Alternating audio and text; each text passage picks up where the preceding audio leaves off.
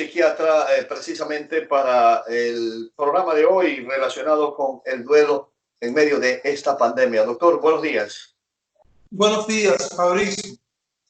Bueno, aquí agradeciéndote como siempre la posibilidad de poder aportar algo que pueda ser útil, ¿no? Desde la salud mental a la población esmeraldeña y todos los televidentes que nos puedan ver, con el objetivo de cada día hacer un poco más viable o menos doloroso todo lo que está sucediendo con nuestras familias, con nuestros amigos y las personas que amamos, Fabricio. Muchas gracias por esta oportunidad.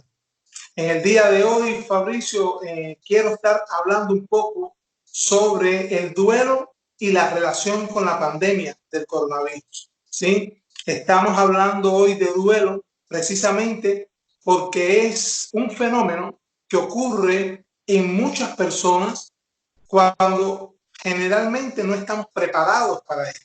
Para hablar de duelo tenemos que hablar un poquito de que, por ejemplo, duelo es sinónimo de dolor, o sea, proviene del latín dolus, que significa dolor. Y cuando estamos hablando de dolor, estamos hablando en todos los términos posibles, ¿no? Porque cuando uno habla de dolor, estamos hablando de algo subjetivo que en muchas ocasiones solamente puede saber el dolor realmente, la intensidad, quien lo está sufriendo. ¿Por qué en relación con la pandemia del coronavirus? Porque como ya hemos hablado en otros programas, el coronavirus y todo lo que se ha desarrollado ha generado muchas cosas que han sido muy dolorosas para todas las personas a nivel mundial y no estamos exentos de eso los moradores de aquí del Ecuador y de Esmeraldas. El duelo es un proceso que surge a partir de la separación o pérdida de algo que para nosotros tenga un valor señal importante. ¿Por qué aclaro esto? Porque en muchas ocasiones parece que el duelo es simplemente para algunas personas cuando fallece un ser querido. Cuando hablamos de duelo tenemos que hablar que todas las pérdidas no generan un duelo, pero sí muchas pérdidas pueden generarlo en dependencia de las características de la persona, las características de personalidad, la historia de vida, el temperamento, lo mismo que hemos hablado en otras ocasiones, igual que las vivencias que hayamos tenido, que nos hayan permitido tener recursos psicológicos o no para poder enfrentar algo como esto. Cuando hablamos de pérdida o separación, estamos hablando que no siempre las pérdidas que producen duelo son solamente las pérdidas relacionales. ¿Cuáles son las pérdidas relacionales? Las pérdidas de seres queridos, ya sea porque se trasladen, por ejemplo, de un país a otro, o que fallezcan, o se separen de nosotros porque tienen que ir durante un tiempo determinado a recibir un tratamiento por tiempo prolongado. Ese es el duelo que se puede producir desde el punto de vista relacional. Pero hay duelos también que son duelos materiales, cuando hay personas, por ejemplo, que pierden posesiones o pierden prendas, objetos, cosas de valor que para ellos son significativas, ya sea porque se la hayan donado, que se la hayan dado a alguien que para ellos representaba alguien importante, o porque hayan sido algo que ellos mismos hayan adquirido con su propio esfuerzo, también pueden generar duelo. Otro tipo de duelo que se puede manifestar es el duelo por pérdida de capacidades. Por ejemplo, las personas que en un momento determinado pierden un miembro, como es un miembro inferior, una pierna o un brazo, se quedan, por ejemplo, con dificultades visuales o pueden presentar una ceguera, ellos también pueden comenzar a presentar un duelo por esta pérdida de sus capacidades. Y asimismo, pero el proceso es el mismo en todos. O sea, ¿por qué hablo de proceso? Hablo de procesos porque a nadie le gusta ver sufrir a una persona y mucho menos a personas que amamos. Entonces, en muchas ocasiones, cuando vemos que una persona se comienza a poner triste o que se empieza a negar o empieza a negar una realidad que nosotros queremos que ella pueda aceptar y vemos que eso se empieza a demorar un poco en el tiempo y ha pasado un mes y la persona se mantiene igual, creemos que nunca va a salir de esto. Y no, o sea, aquí estamos hablando de que el duelo es un proceso y un proceso que muchas veces dura meses, dura años, y quiero hablar un poco de las manifestaciones que se pueden tener en el duelo. Estamos bien claros que ahorita con la pandemia, yo te comentaba, Fabricio, que está existiendo una característica ahorita a la hora de perder los familiares o amigos o vecinos, que es diferente a lo que normalmente sucede, por lo menos, o lo que comúnmente se ve. Comúnmente se pierde un familiar y generalmente se hace el velorio, se llora a los familiares, pero se está con los familiares un tiempo determinado donde permite a la persona doliente poder llorar, poder hablar, poder pedirle perdón, poder desahogar muchas cosas que hay en el corazón e incluso ir hasta el final de su entierro, poder enterrarlo, y todo esto facilita que aunque existe la pérdida, el dolor pueda ser más viable, más canalizado por la persona. Ahorita se están dando situaciones donde las personas no están pudiendo enterrar ni a sus fallecidos, ¿sí? Se están dando situaciones donde una vez que ya han fallecido, en ocasiones se han confundido hasta si está, no aparece, a veces no ha aparecido el familiar que ha fallecido, o no ha aparecido el amigo o el vecino que ha fallecido. En otras ocasiones, en la mayoría de las veces, el paciente fallece y lo creman y no da tiempo a que se pueda trabajar el duelo, como poder quizás pedirle perdón, como poder llorar como debe ser, quizás acompañarlo todo ese último tiempo. Se están dando situaciones también donde las personas ven al familiar fallecido y han tenido que estar 2 y 3 días con el familiar sintiendo que no se le está brindando la ayuda o la atención que realmente necesita. Entonces, ya aquí estamos hablando que el duelo toma otra característica. En este caso, doctor, en este tipo de duelo, las afectaciones en uno es más y en otros a lo mejor no se siente. ¿Qué hacer y qué manifestaciones presenta la persona?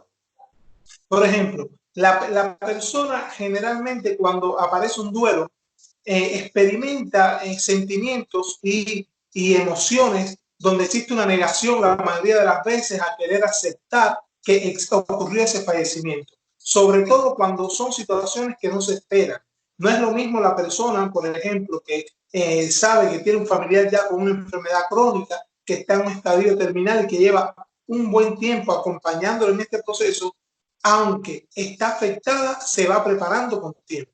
En este caso del coronavirus, cuando la persona pierde el familiar, generalmente lo primero que aparece es una negación. O sea, comienzan a aparecer sentimientos, por ejemplo, de no aceptar, pensamientos de no querer aceptar que el familiar murió. Aquí pueden aparecer conductas de ira, de rabia, de sentimientos de culpa, quizás por no haber hecho muchas de las cosas que debió haber hecho cuando estaba en vida. La persona muchas veces tiende a culpar a las personas que estuvieron atendiendo durante el proceso de la enfermedad, como pueden ser los médicos, enfermeros, personas que estuvieron alrededor, aunque estas personas no tengan realmente la responsabilidad literal del fallecimiento, ¿no? Pero todo esto puede aparece tristeza, llanto, desesperación.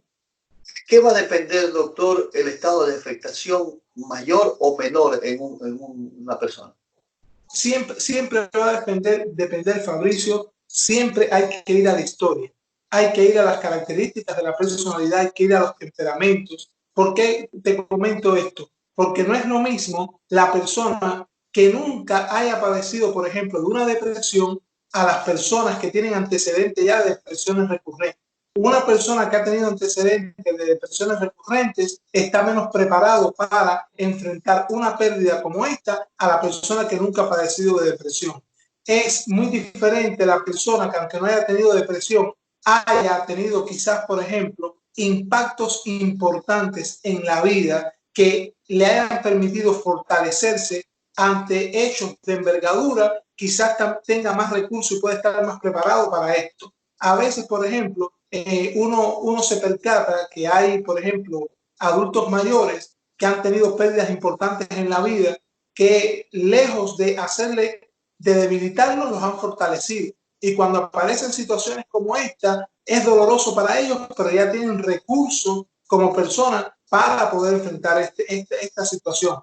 Por ejemplo, una de las situaciones que tiene el duelo, que es algo que yo quisiera ser empático, también es que, como mismo habíamos hablado que el duelo es un proceso, el duelo se puede prolongar. O sea, hay literaturas que plantean que el duelo puede permanecer 12 y 24 meses se puede hacer crónico cuando excede ya todo este tiempo. Pero lo más importante aquí es que ya hoy al duelo no se le está mirando solamente por la clasificación de negación, por la clasificación de negociación, de depresión, de aceptación. No se está mirando solamente eso, se está mirando también qué ideas acompañan al duelo. ¿Por qué? Porque en medio del duelo, como mismo parece la tristeza y todo el dolor profundo acompañado de depresión, ansiedad, ira, rabia, todo, también pueden aparecer, por ejemplo, ideas suicidas importantes. Las ideas suicidas hay que tomarle atención a esto. ¿Por qué? Porque muchas veces las personas pierden un familiar y consideran que hasta ahí llegó su vida, que ya no vale la pena vivir. Entonces, tenemos que tener cuidado porque esta idea se puede mantener en el tiempo, puede aumentar en el tiempo. Y cuando estamos hablando de duelo crónico, tenemos que hablar, por ejemplo, que dentro del duelo crónico está el duelo reprimido. El duelo reprimido es ese duelo que la persona no logra elaborar todo lo que siente, no logra trabajar el duelo y no llora a la persona, como lo que estábamos hablando ahorita, no le da tiempo a despedirse ni a pedirle perdón. Está, por ejemplo, el duelo aplazado. Sí, dime, Fabricio. A este nivel, doctor, necesariamente debe de visitar a un especialista. Bueno, realmente no hay siempre que visitar a un especialista. Tenemos que ver la intensidad y el tiempo. O sea, aquí es muy importante evaluar la intensidad de los síntomas del duelo y el tiempo. Si hablamos que es un proceso, tenemos que las personas que estamos alrededor del doliente, del que perdió el familiar, explicarle que todo lo que está sintiendo en ese momento es normal. O sea, es normal con relación a la pérdida que ha tenido, que para él tenía un valor importante. Cuando a la persona se le explica esto, los niveles de ansiedad pueden comenzar a disminuir y esto permite que la persona pueda canalizar, pueda evacuar, sacar dentro todo lo que pueda con libertad. Es importante brindar los primeros auxilios psicológicos. En los primeros auxilios psicológicos, nosotros, o sea, la persona que lo vaya a brindar, no tiene que estar limitando a la persona a que deje de llorar, a que deje de angustiarse o decirle esto ya va a pasar, tienes que ser fuerte. No, esa no es la idea. La idea es estar en capacidad de escuchar todo lo que quiere decir la persona. Una vez que la persona dice todo lo que siente, poder que la persona sienta que estamos ahí para poderle acompañar en el proceso. Y también explicarle en muchas ocasiones cuando aparecen los sentimientos de culpa, es tratar de establecer una negociación con las personas de que todos los seres humanos, por ejemplo, cometemos errores, todos los seres humanos, incluyendo incluso la persona que fallece, pero eso no quiere decir que el amor por las personas que perdemos no se mantenga intacto. Es importante también tener en cuenta que a la persona doliente que pierde el familiar, tratar de que las circunstancias que se vayan dando alrededor de él sean circunstancias que estén muy relacionadas con la cotidianeidad normal. O sea, si habían situaciones que había que dejar, por ejemplo, concluidas, como situaciones en los bancos, como ir a arreglar documentos, siempre que existe una red de apoyo alrededor que la acompañe en estos procesos, también facilita el proceso de duelo. Explicar, por ejemplo, en este tiempo, la importancia de que si la persona doliente que ha perdido el familiar no quiere hablar, es importante no obligarla a que hable, ¿sí? La persona lo que tiene que sentir es que está acompañada y sentir que cuando quiera hablar estamos en condiciones de hacerlo. La persona empieza con ira, con rabia, a gritar, a culpar. Es importante también explicarle que no existe una manera específica de poder canalizar este duelo, este dolor. Todas las experiencias son individuales, cada persona lo va a canalizar diferente, pero todas necesitan canalizar. Puede darse el caso, doctor, que las afectaciones sean tan graves que al poco tiempo de fallecer este familiar querido, fallece la otra persona también. Claro, esto ha pasado, pasa y puede ser con frecuencia, por eso, puede ser frecuente, por eso es que estoy haciendo énfasis en poder, cuando me preguntaste si siempre hay que visitar a un especialista, yo te comenté que no. ¿Por qué? Porque van a haber ocasiones en que si la persona tiene recursos psicológicos y está preparada para enfrentar esto, quizás la intensidad de los síntomas no sea tan fuerte. Hay personas, por ejemplo, que dicen, bueno, ya yo hice en vida todo lo que debía haber hecho, estuve atendiéndolo todo el tiempo que estuvo. Esto fue algo que llegó involuntariamente, ajeno a la voluntad de uno, y sin embargo el duelo es más leve. Pero cuando los síntomas ya comienzan, por ejemplo, el llanto es tan frecuente que le limita las actividades del día. La persona deja de comer, solamente quiere estar acostada, empieza a perder pérdida del cuidado del aspecto personal y comienza a dejar de bañarse. Llega un momento que, por ejemplo, puede desarrollar ideas delirantes o alucinatorias que pueden pasar en el proceso de duelo. Ahí sí es importante ver a un especialista. Incluso a veces puede ser que no estén todos estos síntomas estructurados, sin embargo las personas no sepan cómo manejar el duelo y es importante buscar un especialista que nos ayude, nos oriente a saber cómo manejarlo. Y en este caso estamos hablando del duelo en general, pero es importante hacer o sea, apartar un pedacito para hablar del duelo en los niños.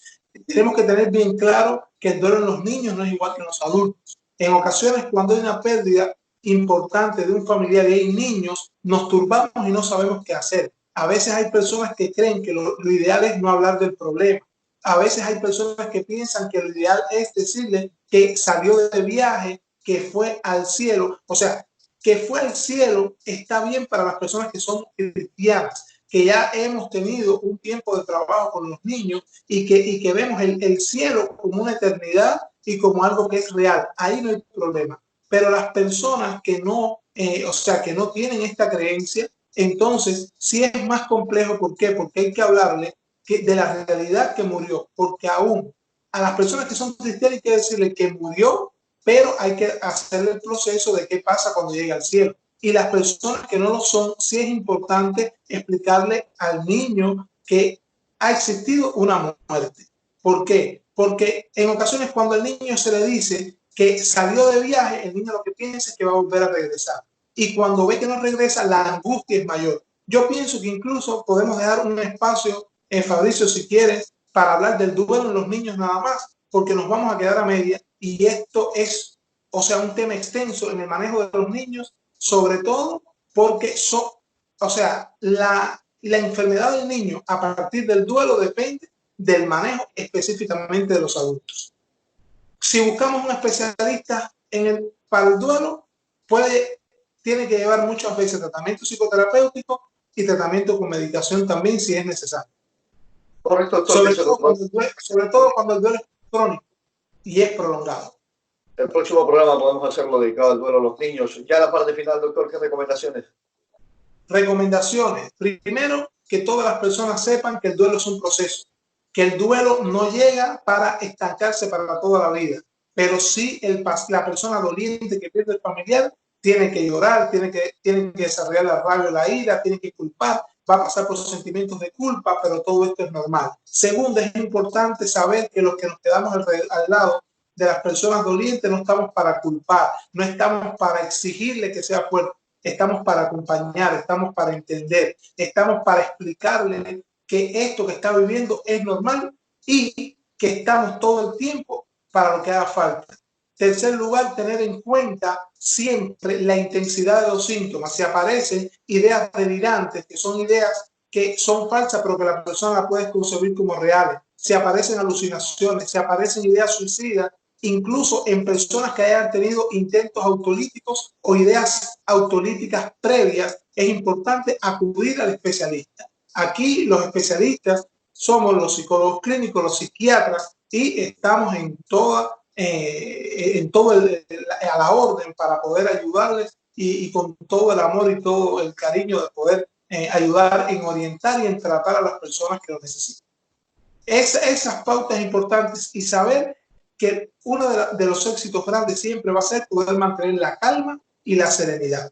Las personas que estamos alrededor de las personas que padecen el duelo, tenemos que tratar que aún en medio del dolor, la persona doliente sienta que existe esperanza, que existen oportunidades y que existen personas que los estamos acompañando en su dolor.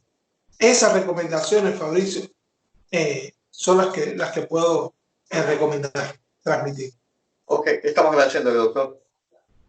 Gracias, Fabricio, a ti y bueno, siempre agradecido por esta oportunidad el sábado próximo, si Dios lo permite, entonces estaremos hablando específicamente del duelo en los niños. Muchas gracias. Correcto, ha sido el doctor Abel Pérez, especialista médico en psiquiatría.